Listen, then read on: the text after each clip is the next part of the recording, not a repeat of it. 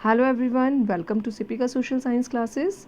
So dear student, today we'll continue our chapter number 2, sectors of the Indian economy, and our topic is GDP and comparing the three sectors. So student, इससे previous वाली video में हमने इस chapter का introduction देखा था कि हमने कौन कौन से पॉइंट डिस्कस करने हैं इस चैप्टर में, और हमने सेक्टर्स ऑफ इंडियन इकॉनमी जिसमें हमने primary sector, secondary sector, tertiary sector, तीनों सेक्टर्स का हमने फीचर्स देखे थे। तीनों सेक्टर्स आपस में कैसे इंटर रिलेटेड है, इंटरकनेक्टेड है, वो भी हमने एग्जांपल्स के थ्रू डिस्कस किया था। आज के इस लेक्चर में हम उसी टॉपिक को आगे कंटिन्यू करेंगे कि तीनों सेक्टर्स का क्या रोल है एक इकॉनमी में, और उसके थ्रू हम कैसे जीडीपी को काउंट करते हैं। ओके स्टूडेंट्स, तो स्टार्ट करते हैं अपना आज का लेक्चर। इन ऑल थ्री सेक्टर्स, चाहे वो प्राइमरी हो, चाहे सेकेंडरी हो, चाहे टर्शरी हो, मैंने शॉर्ट फॉर्म यूज़ किया है यहाँ पर, you will not use short form. In all three sectors large number of goods and services are produced. क्योंकि तीनों सेक्टर्स हैं, तीनों सेक्टर्स में जो पीपल इन्वॉल्व हैं, they are involve in producing large number of goods and services. बहुत सारी goods बनती हैं, बहुत सारी सर्विसेज बनती हैं तीनों सेक्टर्स में, वो हमने लास्ट वाले लेक्चर में देखा ही था। और अगर गुड्स और सर्विसेज प्रोड्यूस करनी है तो उसके लिए बहुत सारे लोग चाहिए। So large number of people are working in them, बहुत सारे लोग इनमें काम कर रहे हैं, तभी काम करने के बाद ही वो जो टोटल प्रोडक्शन है या टोटल आउटपुट है वो एक कंट्री के लिए दे पाते हैं। तो अब जो आउटपुट निकला है, मेन रीज़न है जो आउटपुट निकला है, जो तीनों सेक्टर्स जो हैं अपनी तरफ से अलग अलग टाइप की गुड्स और अलग अलग टाइप की सर्विसेज प्रोवाइड कर रहे हैं। अब इन तीनों सेक्टर्स में हमने ये जज करना है कि कैसे इसको कैलकुलेट किया जाए। क्या कैलकुलेट करना है हमने? How much goods and services are produce, कितनी गुड्स और सर्विसेज प्रोड्यूस की जाती हैं, और how many people are employed in each sector, और हर सेक्टर में कितने लोग एम्प्लॉयड हैं। ये टू क्वेश्चन अराइज होते हैं जब हम बात करें कि तीनों सेक्टर में बहुत सारे लोग लगे हुए हैं, बहुत सारी गुड्स प्रोड्यूस की जाती हैं, तो हमारा मेन क्वेश्चन बनता है कि उसको हम कैलकुलेट कैसे करेंगे। तो कई बारी कैलकुलेट करना भी इजी नहीं है, इसमें बहुत प्रॉब्लम आती है। तो there is a problem in counting and comparing. Count करना भी मुश्किल है और कंपेयर करना भी मुश्किल है। We can say that it is an impossible task कि एक नेल से लेकर एक कार तक, मतलब अगर छोटा सा पार्ट लें और इतनी बड़ी बड़ी जो कारें हैं, हेलीकॉप्टर्स हैं, और इतनी चीज़ें बन रही हैं, शिप्स बन रहे हैं, तो उन सबको कैलकुलेट करना थोड़ा सा मुश्किल है। तो हम इसको कैसे इजी बना सकते हैं? We add value of goods and services. जो गुड्स और सर्विसेज बन रही हैं, हमने उसको नंबर्स में काउंट नहीं करना। We will not count it by numbers, we will add the value of, means money value of those goods and services. अब मनी वैल्यू क्या होती है? जैसे हमने ये नहीं देखना कि हमने एक चीज़ बनाई है, दो चीज़ बनाई है, तीन चीज़ बनाई, क्योंकि उसकी काउंटिंग करना मुश्किल है और उसके हिसाब से पता लगाना कि कौन सा ये सेक्टर ने कितना प्रोड्यूस किया है, कितने अमाउंट में प्रोड्यूस किया, तो मुश्किल हो जाएगा। तो उसके लिए हम क्या कर रहे हैं कि हम उनकी जो वैल्यू है, मनी वैल्यू है गुड्स और सर्विसेज की, उसको ऐड करेंगे। हम नंबर्स को लेकर नहीं चलेंगे। मनी वैल्यू कैसे? किसी भी एक प्रोडक्ट का प्राइस है, मान लो वीट का प्राइस मैंने यहाँ पर लिया 20 रुपीज़ है, और आपने 20 kg वीट की वैल्यू लगानी है कि इस पर्सन ने 20 kg वीट प्रोड्यूस किया है, तो कितने आएगी? 400। ऐसे आप अबंडेंट क्वांटिटी में हर चीज़ का प्राइस निकाल सकते हैं कि उसका जो प्रोडक्शन कर रहा है वो जो भी कंपनी है, जो भी एरिया है, इतना प्रोडक्शन किया, उसकी वैल्यू इतनी है। तो अगर हम काउंटिंग में हमेशा मनी वैल्यू लेके चलेंगे, नंबर्स को काउंट, नंबर्स के अकॉर्डिंग काउंटिंग नहीं करेंगे। ओके स्टूडेंट, आगे देखिए। अब इसमें भी एक प्रिकॉशन लेना ज़रूरी है। अब वो प्रिकॉशन क्या प्रिकॉशन है कि अगर हमने ऐड करना है तो हमने हमेशा add the value of final goods and services. अब आप पूछेंगे कि जब मैम ने ये बोला है value of goods and services add करनी है, तो यहाँ पर फाइनल वर्ड क्यों इंक्लूड किया हमने? तो वो भी मैं आपको बताती हूँ। फाइनल का मतलब होता है they are directly consumed by the consumers and are not meant for production further. कि जो फाइनल गुड्स है अब वो सीधा कंज्यूमर के पास पहुंचेगी, उसको आगे प्रोडक्शन प्रोसेस में इन्वॉल्व नहीं किया जाएगा, क्योंकि ये मैंडेटरी है। अगर हम फाइनल गुड्स और सर्विसेज नहीं लेंगे तो बहुत बड़ी प्रॉब्लम क्रिएट हो जाएगी। देखते हैं कैसे प्रॉब्लम क्रिएट हो जाएगी। बस मैं आपको अभी इतना बता रही हूँ, फाइनल गुड्स वो होती हैं जिसको आगे फर्दर प्रोडक्शन जिसका नहीं किया जाएगा, फर्दर प्रोडक्शन में जिसको इन्वॉल्व नहीं किया जाएगा। अब देखो कुछ एक कॉन्सेप्ट और भी बता देती हूँ। इंटरमीडिएट गुड्स होती हैं और उसके साथ साथ फाइनल गुड्स होती हैं। इंटरमीडिएट गुड्स होती हैं जिसका आगे प्रोडक्शन किया जाता है। प्रोडक्शन मतलब जो प्रोडक्शन में पार्टिसिपेट करती हैं, जिसमें प्रोडक्शन अभी भी कंटिन्यू चलता है। जैसे अभी मैंने आपको फाइनल गुड्स बताया था, goods which are use either for final consumption के लिए यूज़ कर लिया हमने, और इंटरमीडिएट गुड्स होंगी जिनको फाइनल गुड्स बनाने में यूज़ किया जाता है। जैसे मुझे अगर बोला जाए क्लोथ बनाना है, तो क्लोथ के लिए मेरी इंटरमीडिएट गुड क्या होगी? मेरी इंटरमीडिएट गुड होगी कॉटन, ठीक है। और क्लोथ मेरा हो जाएगा फाइनल अगर मैंने उसको यूज़ कर लिया। पर अगर उस क्लोथ को मैंने आगे किसी कंपनी को बेच दिया तो वो क्लोथ फाइनल नहीं होगा वहाँ पर, क्योंकि कंपनी को बेचने पर कंपनी आगे उसका और प्रोडक्शन करेगी, तो वो क्लोथ उस कंपनी के लिए इंटरमीडिएट हो जाएगा, ठीक है। और फाइनल गुड कौन सी होगी? जो कंपनी बना के बेचेगी।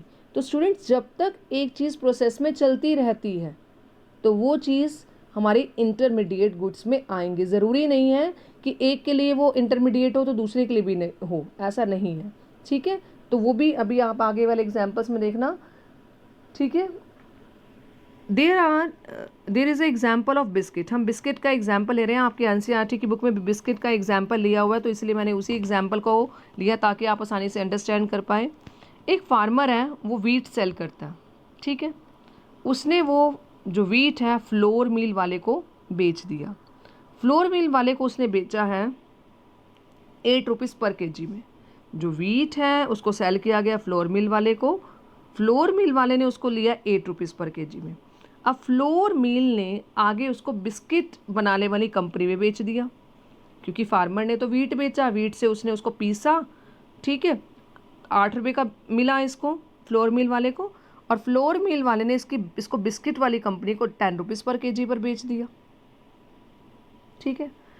अब बिस्किट बनाने वाली कंपनी ने जब इसके बिस्किट बनाए तो उसने मार्केट में इसको 60 रुपीज़ का सेल किया। अब आप देखिए, फार्मर ने जो वीट दिया वो फ्लोर मिल वाले के लिए इंटरमीडिएट गुड थी, ठीक है। अब फ्लोर मिल वाले ने उसका वीट बना के किसको बेच दिया? बिस्किट वाली कंपनी को। तो बिस्किट वाली कंपनी के लिए वो भी इंटरमीडिएट चीज़ हो गई, आटा। अब बिस्किट बनाने वाली कंपनी ने बिस्किट बना के उसको मार्केट में भेज दिया। अब मार्केट में जो चीज़ बन के तैयार हो गई है वो हमारी है फाइनल गुड। अब उसके आगे उसका आगे कुछ भी प्रोसेस हमने नहीं करना। अब जो बिस्किट बना हुआ है उसकी पैकिंग हो चुकी है और वो मार्केट में बिकने को रेडी हो गया है। अब उसका यूज़ कौन करेगा? कंज्यूमर्स करेंगे। उसका आगे कोई भी फर्दर प्रोडक्शन नहीं होना। तो जिस चीज़ का आगे फर्दर प्रोडक्शन नहीं होता उसको हम फाइनल गुड्स में इंक्लूड करते हैं। अब फाइनल गुड्स में अब बिस्किट्स हमारे क्या हो गए? Final goods. तो value of intermediates goods are not counted. तो इसमें ना तो हम फ्लोर की वैल्यू काउंट करेंगे और ना ही हम वीट की वैल्यू ऐड करेंगे। तो हमें फ्लोर और वीट की वैल्यू क्यों ऐड नहीं करेंगे? क्योंकि इनकी वैल्यू ऑलरेडी बिस्किट में इंक्लूड हो चुकी है, तो उसको दोबारा ऐड करने का कोई मतलब नहीं बनता है। क्योंकि अगर मैं इन सबकी वैल्यू ऐड कर लूँ तो 8 + 10 दैट विल बी 18, 18 + 60 78। तो क्या 78 का समान है ये? नहीं। तो इसमें हम क्या करते हैं, सिर्फ जो हमारी लास्ट चीज़ रेडी हुई है उसकी वैल्यू को ही हम काउंट करते हैं। तो उसको हम क्या बोलते हैं? Final goods. तो जब भी अगर हमने किसी चीज़ की वैल्यू निकालनी है तो फाइनल गुड्स और सर्विसेज को इंक्लूड किया जाता है, इंटरमीडिएट चीज़ों को इंक्लूड नहीं किया जाता। क्यों नहीं किया जाता? क्योंकि वो पहले से ही फाइनल गुड्स के अंदर इंक्लूड हो गई। अब आप देखो, एक कार है, कार बनाई है, कार के अंदर पेच भी लग रहे हैं, मिरर लग रहा है, स्क्रूज लग रहे हैं, टायर्स लग रहे हैं, और कार बन के रेडी हो गई। और जब कार बिकने को तैयार हुई तो उन सबकी वैल्यू कार के अंदर क्या हो चुकी है? इंक्लूड हो चुकी है। तो अलग से हम किसी भी चीज़ की वैल्यू को लेके नहीं चलेंगे। तो इसलिए जब भी काउंटिंग करनी होती है तो इंटरमीडिएट चीज़ों को नहीं काउंट किया जाता, क्योंकि अगर हम उनको भी काउंट करेंगे तो डबल काउंटिंग हो जाएगी, और डबल काउंटिंग से हमारा जो रिज़ल्ट है, हमारी जो कैलकुलेशन है वो सही नहीं निकलेगी। तो आई होप आपको क्लियर हो गया होगा। We have to add the value of final goods and services. Okay students, आगे देखिए। अब हमने फाइनल गुड्स और सर्विसेज हमने देख लिए कैसे निकालते हैं हम, फाइनल गुड्स क्या होती है और इंटरमीडिएट गुड्स क्या होती है, आपको डिफरेंस भी पता चल गया। अब इसके थ्रू हम जीडीपी कैसे कैलकुलेट करते हैं। जीडीपी होता है gross domestic product. Gross domestic product मतलब एक कंट्री के अंदर कितना प्रोडक्शन हो रहा है, कंट्री के अंदर, डोमेस्टिक मतलब विद इन अ कंट्री, एक कंट्री के अंदर कितना प्रोडक्शन हो रहा है, हम उसको कैलकुलेट करते हैं। अब आप देखिए, फाइनल गुड्स हमने ली थी, तो the value of final goods and services, अगर आप फाइनल वर्ड नहीं लिखेंगे तो डेफिनेशन कहीं ना कहीं आपकी रोंग हो जाएगी, तो आपने फाइनल वर्ड का ज़रूर यूज़ करना। The value of final goods and services produce in each sector during a particular year. तो अगर हम वैल्यू मीन्स मनी वैल्यू लेके चलते हैं फाइनल गुड्स एंड सर्विसेज की, हर सेक्टर ने कितनी गुड्स बनाई है। अभी मैंने पीछे बात की थी ना, नंबर्स काउंट नहीं करने हमने गुड्स और सर्विसेज के, हमने क्या ऐड करनी है, वैल्यू काउंट करनी है। और वैल्यू भी कौन सी गुड्स की काउंट करनी है, हमें फाइनल गुड्स एंड सर्विसेज की। तो हर सेक्टर जो भी गुड्स बना रहा है, फाइनल गुड्स बना रहा है या सर्विसेज प्रोड्यूस कर रहा है, तो उसकी वैल्यू को हम लेकर चलते हैं ड्यूरिंग अ पर्टिकुलर ईयर। अगर हम ये लेके चलेंगे तो हमें टोटल प्रोडक्शन पता चल जाएगा उस एक पर्टिकुलर सेक्टर का। जैसे प्राइमरी सेक्टर है, प्राइमरी सेक्टर्स ने कितनी गुड्स बनाई हैं, उसकी हमने जितनी फाइनल गुड्स बनाई हैं उसकी हमने वैल्यू कैलकुलेट कर ली, तो एक सेक्टर की हमारे पास वैल्यू आ गई एक पर्टिकुलर ईयर की। इसी तरह से हम तीनों सेक्टर्स के प्रोडक्शन को क्या कर लेंगे, काउंट कर लेंगे। प्राइमरी ने कितना दिया है, कितनी वैल्यू, कितनी फाइनल गुड्स और सर्विसेज प्रोड्यूस की हैं, और सेकेंडरी सेक्टर ने कितनी प्रोड्यूस की हैं, थर्ड सेक्टर ने कितनी प्रोड्यूस की हैं, कितनी मतलब उनकी वैल्यू, उन गुड्स की वैल्यू को हम ऐड करेंगे तो हमें हमारी कंट्री का क्या पता चल जाएगा, जीडीपी। तो जीडीपी निकालना बहुत ही इजी है। जीडीपी में हम क्या लेके चलते हैं, जीडीपी में हम फाइनल गुड्स एंड सर्विसेज की वैल्यू लेकर चलते हैं जो हर एक सेक्टर प्रोड्यूस कर रहा है, और तीनों सेक्टर्स ने जितना जितना प्रोड्यूस किया है उनकी वैल्यू को प्लस करें तो जीडीपी आसानी से हम फाइंड आउट कर सकते हैं। ओके स्टूडेंट्स, आई होप आपको क्लियर हो गया होगा।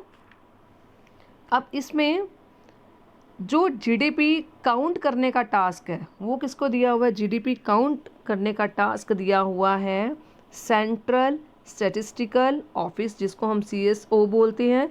बड़े सारे डिपार्टमेंट की हेल्प से this ministry with the help of various government department of all the Indian states and union territories collects information related to total volume of goods and services and their prices and then estimates the GDP. इसको count करने का काम तो central statistical office का है, पर इसने various department बनाए हुए हैं जो टोटल गुड्स और सर्विसेज देखते हैं, फिर उनकी प्राइस वैल्यू देखते हैं, फिर एस्टिमेट करते हैं कि कितना जीडीपी बनता है। इसी तरह से किसी भी कंट्री का जीडीपी काउंट किया जाता है, और जीडीपी एक कंट्री की डेवलपमेंट में एक इम्पॉर्टेंट रोल प्ले करता है। जितनी ज़्यादा गुड्स बनेंगी, जितनी ज़्यादा सर्विसेज आप प्रोवाइड करोगे, तो वो सारी चीज़ें जीडीपी को इंक्रीज़ करेंगी, और जीडीपी को अगर इंक्रीज़ करेंगी तो कंट्री की डेवलपमेंट ज़रूर होगी। ओके स्टूडेंट, तो आई होप आपको क्लियर हो गया होगा ये कंसेप्ट। इसमें काफ़ी सारे क्वेश्चंस बनते हैं। अगर मैं इसको कंटिन्यू करूं तो सबसे पहले आपका पहला क्वेश्चन ही बनता है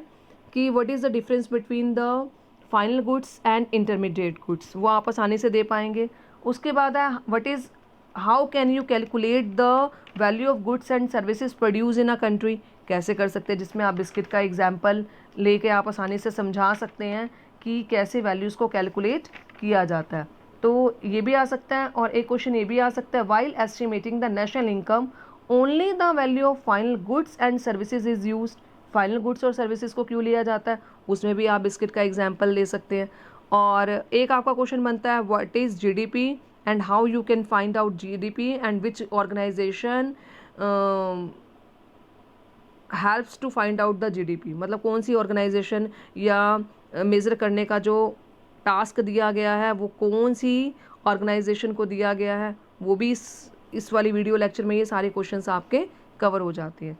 तो स्टूडेंट, आपने मेरे को लास्ट लेक्चर में मैंने जो पूछा था कि क्लर्क अगर आपकी मदर है तो कौन से सेक्टर में आएगा, तो काफ़ी सारे बच्चों ने बहुत अच्छा मुझे आंसर मिले हैं। तो इस वीडियो लेक्चर में मैं आपसे एक क्वेश्चन पूछना चाहूँगी The question is, which organization in India undertakes the task of measuring GDP?